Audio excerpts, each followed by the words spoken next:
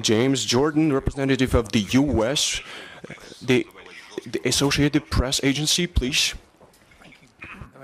Thank you. Please be as genuine as you can. The organization of this gathering, it's always fascinating to hear President Putin's views on many global matters. I've been here for 3 years now, and it's always an interesting experience, so thank you. President Putin, yesterday, hundreds of drones were launched into Russia from Ukraine. Some struck a naval base nearby, some struck an oil depot nearby, causing a plume of smoke over St. Petersburg, your home city. Flights were also disrupted into the airport here. More broadly, the Russian economy has dipped recently. Your personal approval ratings have also dipped. And the US says the invasion has become a strategic disaster. Those are the words of Marco Rubio. He also added that Russia won't achieve its war aims by military means alone.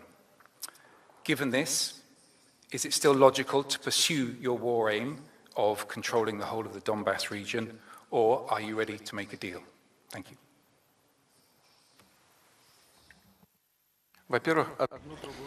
Thank you very much. One thing does not exclude another. We can control the whole Donbass region, and we can strike a deal. One thing does not contradict another. Why would you think that it does? You have referred to a statement of Marco Rubio.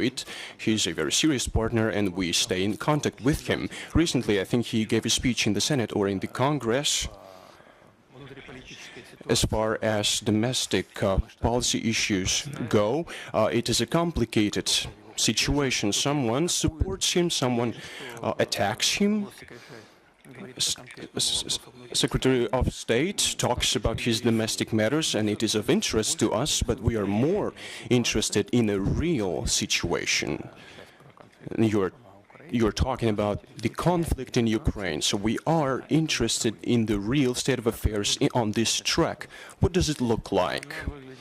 It looks as follows.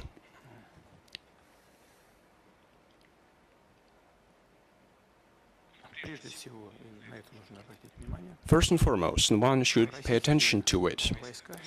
The Russian armed forces are advancing along the whole line of contact. There is no place where we would not be advancing.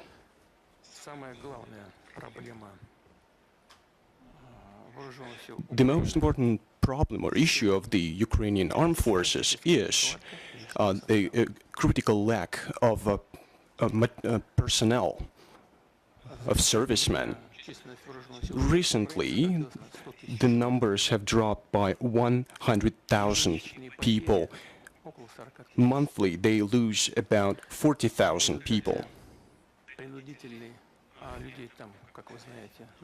As a result of this process of bussification, they capture people on the streets and put them in the buses like stray dogs. Monthly, they lose about 40,000 people on the battlefield. The compulsory mobilization gives them about 15,000 to 16,000 people. About 14,000 people come back from hospitals following their injuries. As a result, each month they lose about 10,000 people, plus about 20,000 people are deserters. In this year, so far, the number of deserters has amounted to about 60,000 people. Well, they drafted them in a compulsory manner, so no one wants to fight in Ukraine. The official figure is 200,000 cases have been initiated on the fact of being a deserter. That's one of the issues, but that's the most critical issue in place. It leads to the loss of territory and settlements.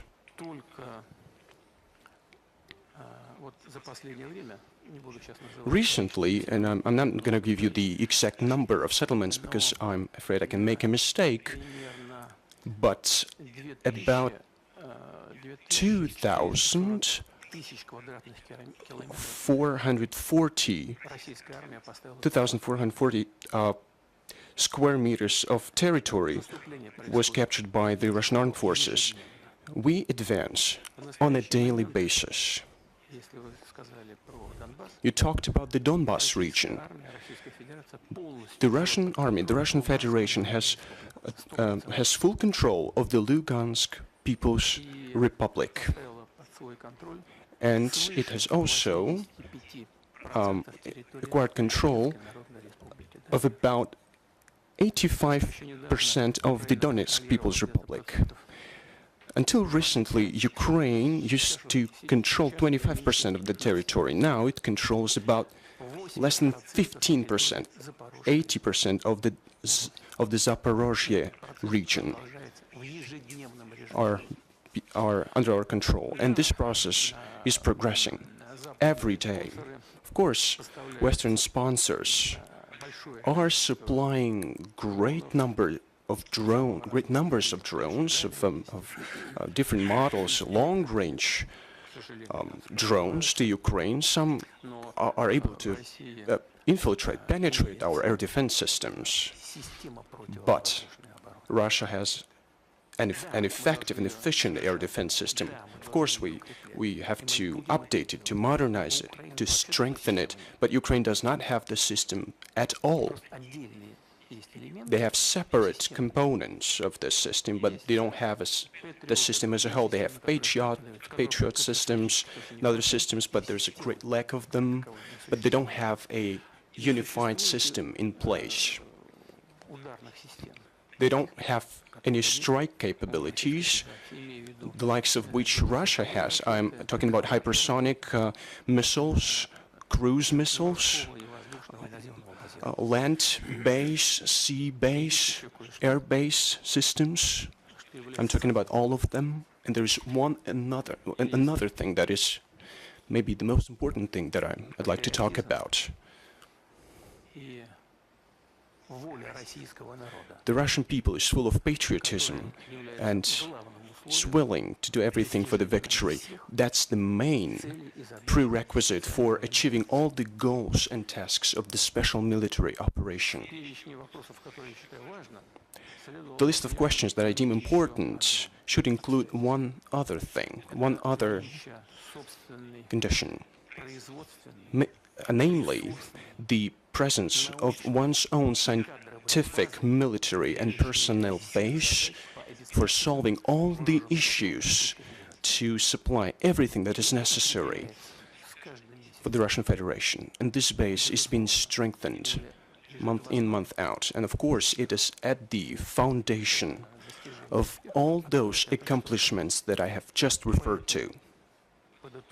Therefore, I'd like to sum up what I've been talking about for the last couple of minutes. I'd like to add that there is no doubt that we are ready, that we want to come to an agreement with Ukraine through peaceful means, using the foundation that we discussed with President Trump in Anchorage. Back then,